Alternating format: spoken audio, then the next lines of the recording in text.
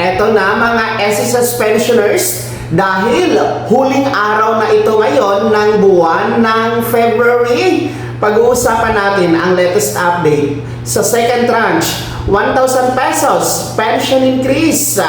Mamaya-maya pag-uusapan natin. Hello mga ka-vlogs! Welcome dito sa aking YouTube channel. Magandang araw po sa lahat ng mga manonood. Saan po kayong dako sa mundo? Kumusta kayo mga ka-vlogs? At dahil nga huling araw ngayon ng February, today is February 28, araw po ng Sabado, bukas Marso na po. Kaya pag-uusapan natin ang latest update sa second tranche, 1,000 pesos pension increase, kung ano na nga ba ang lagay nito ngayon, kung ito ba ay may pondo na, at kung ito ba ay may ipapatupad pa mga ka-vlogs. Well, sa ngayon po mga ka-vlogs, no, ang second tranche 1,000 pesos pension increase ay nananatiling nakabimbin, no, sa usapin na dyan sa SSS, at ito po ay wala pang nailabas na update ng status from the SSS kung ito ay ipapatupad na, wala na ba, o ipapatupad pa ba, no?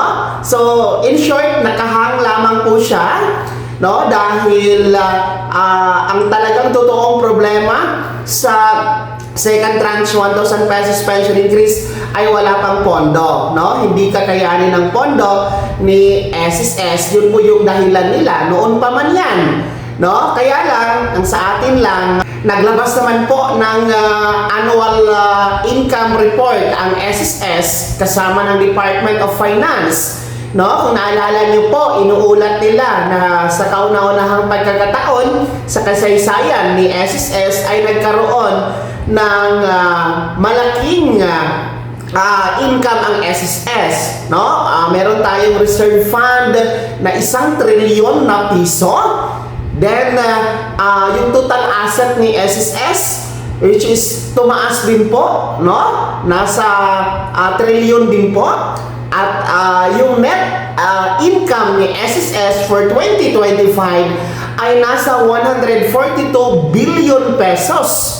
So malaking net income ang meron sa SSS last year 2025. Kung titingnan ulit natin ang computation para may patupad ang second tranche 1,000 pesos pension increase, nasa roughly 42 to 45 billion pesos lamang ito, no?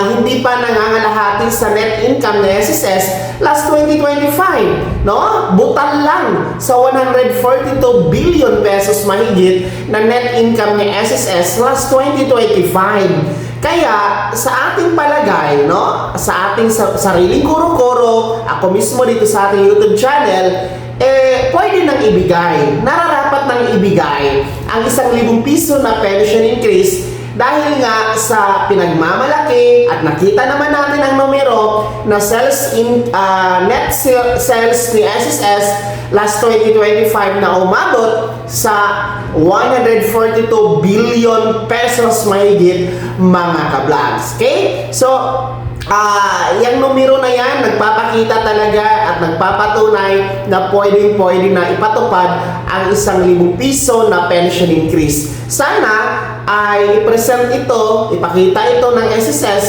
ang numero na yan, no, sa Pangulo, no, kay President Bongbong Marcos, dahil ang presidente naman po ng Pilipinas ang magdi-decide kung kakayanin, kung ipatupad po, no, ang pension increase, no? Kasi makikita naman niya yan through the numbers sa mga numero kung kakayanin na ba. So sana gawin yan ng SSS kasi isa yan sa hindi nagawa ng nakaraang liderato ng SSS.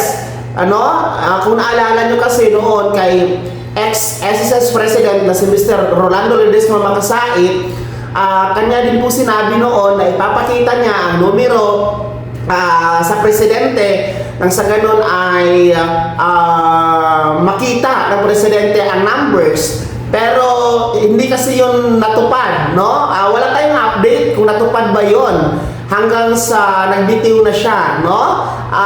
Sana ngayon, through the leadership of Mr. Joseph P. Claro being our SSS President and CEO, sana may pakita niyo po ang mga numbers na yan kay Pangulong Marcos nang sa ganon ay magkaroon na nga po ng conclusion dito sa second tranche na siyang na taon ng inaantay ng ating mga pensyonado since 2017 na first tranche, mga ka-vlogs. Pangalawa po na pag-asa natin ay yung House Bill 1506 na final po ng SSS-GSIS Pensionado Party List through the representation of Representative Rolando Ledesma Makasait ng SSS-GSIS Pensionado Party List, kung saan ang House Bill na yan magbibigay mandato sa SSS na magpatupad ng 1,000 piso na pension increase. Matagal na yung final, I think magto 2 years na po yan at wala na pong update. Maganda, actually nabasa ko ang panukala na yan, maganda siya kasi naglalayon po yung magbibigay ng 1,000 piso na pension increase sa SSS, maging sa GSIS, no? Mga barangay officials. Maganda ang House Bill na yan, kaya lang hindi pa umusad, wala pang update. Actually, chinek ko po yung Facebook page ng SSS GSIS Pensionado Party List, wala pang update regarding dyan. So sana uusad yan. Yan kasi yung kinatatakot natin, no? Na hanggang filing lang ng bill, tapos hindi uusad. Tapos ifa-follow up, no? Magkakaroon ng follow up kapag malapit na ang eleksyon. So sana wag ganun, no? Baka magaya sa ibang mga panukala na pag-uusapan kapag malapit na ang eleksyon. So sana galawin din yan, no? Dahil para po yan sa ating mga pensionado sa SSS, GSIS, and maging sa ibang mga sektor, ha? Asahan natin yan bago magtapos ang 20th Congress at bago magtapos ang taon na ito, sana uusad yung House Bill 1506 na yan sa Kamara. So ayan ha ang latest update, mga ka-vlogs, ngayong pagtatapos ng buwan ng February for second tranche 1,000 pesos pension increase, nananatiling wala pang pondo, nananatiling hindi pa maibibigay, at nananatiling nag-aantay pa tayo kung ano ang status na ibibigay, anunsyo na ilalabas ni SSS hinggil dito. Kaya huwag kayong maniniwala sa mga nagbabalita, ha, na di umano meron ng second tranche 1,000 piso na pension increase na may dagdag na 3,000 piso. Magkano ba yan? Ako po, fake news po yan, ha? Huwag kayong maniniwala dyan. Dito sa ating channel, nakakasiguro kayo na atin pong binibigay ang tamang impormasyon. Kaya naman, mga pensionado ni SSS, ano po yung comment attraction sa balitang ito? Kayo ba ay naniniwala na pwede nang ibigay ang second tranche 1,000 piso na pension increase dahil sa laki ng net income ni SSS last 2025? Ibahagi na po sa comment section na nasa baba pagkilakip ng buong pangalan at kung tayo saan kayo. Kung bago ka pa lang sa aking channel o di kaya di ka pa nakasubscribe, i-click niyo muna ang subscribe button na nasa baba. Huwag kalimutan na pindutin ang notification bell, ilagay sa all para una ka sa mga balitang i-upload ko. Maraming salamat po. God bless. Mag-ingat, mga ka-vlogs.